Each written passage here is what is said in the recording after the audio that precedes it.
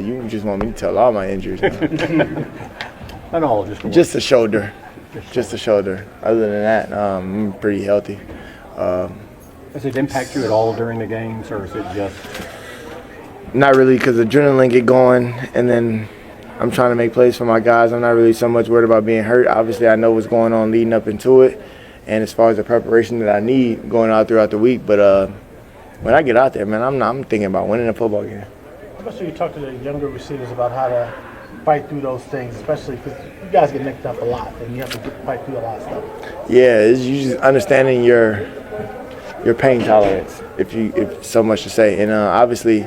If it's impeding with what you do, like as far as contributing to the team and contributing to winning, then I suggest you sit out because I don't want you to embarrass yourself. Granted, the competitiveness and everything as far as pride goes, that you want to be out there. But if it's not going to be like positive for anybody, or you're not going to be able to be who you are out there on the field, then don't risk it. But if you have a chance of going out there and still having an opportunity of withstanding those injuries, or just withstanding the burden of the injury, and still being able to play at a high level, then you're fine.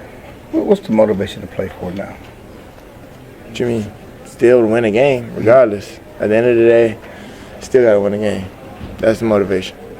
Even after that loss, there's still actually a chance you guys could slim, but a chance you guys could get in the playoffs. How do you think about that? We got to win out. So in order for anything else to happen, all the help that we need, we still have to do our part.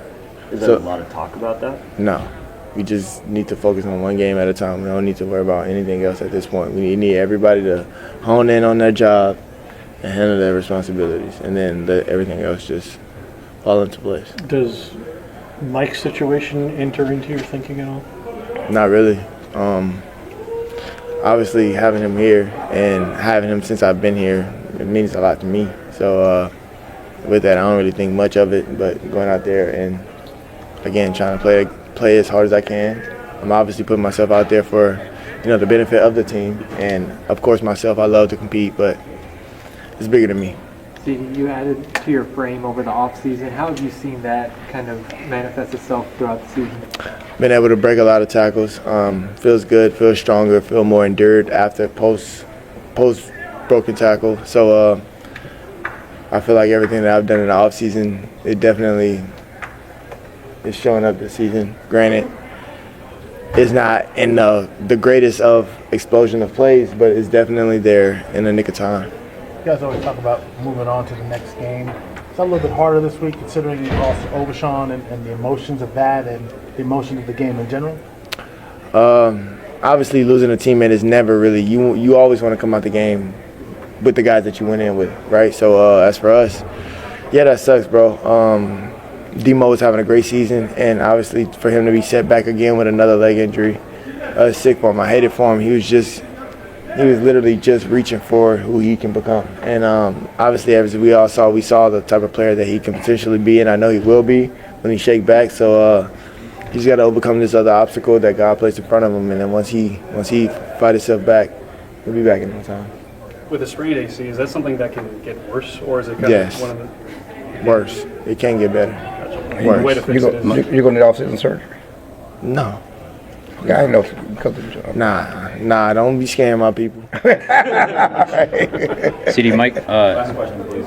Mike said this morning, given what you're going through, you give like the best example to your teammates in terms of how you're preparing. I guess could you kind of give some insight on just what extra work you're doing right now, given the injury? Obviously, on my body, making sure that I'm able to move all my intangibles, to say the least, at the rate that I've been, pre-shoulder injury, right? So just making sure that I'm out there for those guys, leading in any way that I can. Obviously, if it's not physical, it's in the mental aspect of the game. So in the room, I'm getting right. But other than that, as far as communication goes and playing, they know that I'm out there. When I'm out there, I'm battling. So just exerting that energy and them feeding off me is probably the best thing that we have going. But I love that. So just being that standard for the guys came a long way. Thanks, Ceedee. Appreciate you. Thank you, man. J.C. Horn listed as questionable. what's the likelihood that he'll be able to play, and what do you need to see from him in order for him to be able to go Sunday? Yeah, today was a good day. We're going to take a look at him again tomorrow, just making sure that he's ready, physically, mentally to get back out there. So, it's kind of been a daily progression through this week. We're hoping to get him out there, but we got to make sure he's in the right space. Obviously, he's got a long history of injuries. How careful do you have to play this? Maybe not necessarily save him from himself, but just make sure you guys are taking the proper, procedures going forward. We're just treating it like every other, player is like if we feel like he's got a chance to get out there and help us, then we want to get him out there. So that's kind of been the approach, and we'll bring him along tomorrow. On that same note, he mentioned a couple of weeks ago, this is the longest he's played into a season without an interruption, and how important it was to finish the season playing every game. Have you seen that attitude from him just in practice this week? Just in general, the whole season, his attention to detail, his readiness plan, all the things, just being really conscientious about getting ready for practice and going and making sure he's game ready. So he's just been locked into that, and it's paying off for him. When did Trevin get hurt, and what do you do at his spot? I don't know the specific play that he got hurt, but I know it was sometime earlier in the game, and he toughed it out and played, and they checked him out and said, you can keep going. And then, coming out of the game, just retesting it and all that, we just didn't feel like he was in a good spot to make it for this week. So I don't think he'll make it on Sunday. And what will you do there? So you got Kobe Windman will come up, but you got Claude Sherilis who'll be popping in there. John Radigan, who's been one of our special teams guys, he'll be ready to pop in as well. Sherilis will start. Yes. As far as Raheem, we saw him in a non-contact jersey all week. How comfortable are you that he can, run full speed and kick returner and punt returner? Yeah, I feel confident about it, but again, we got to make sure we're checking with him and making sure that he feels confident that he can get his job done, and we'd love to have him up. That's the intent right now. But again, we have to be smart about it and make sure that he's ready. I know Boone's been on the practice squad, but would he kind of fill the number 2 running back role either way? Yeah, that's what I expect. I think Mike will do a great job for us. He's been here the whole time. He's been working hard. He's in all the meetings, all the process, and all that. And he had a great week of practice. What part of the Dallas team were you most worried about? I see a defense that's just gotten better weekly. Especially with Micah Parsons coming back in there, and then also just knowing this defense and what it requires of those guys and the communication. And I've seen them add different parts of their toolbox that I'm a little bit familiar with from before when Coach Zimmer was in Minnesota. And so I see the package growing, and I also see the guys really playing with effort together. Not to belabor this, but there's been some reporting out there. David the other day asked you, was it always in your plan to bring Bryce back at some point? Is that accurate? Was that when you said we had a plan?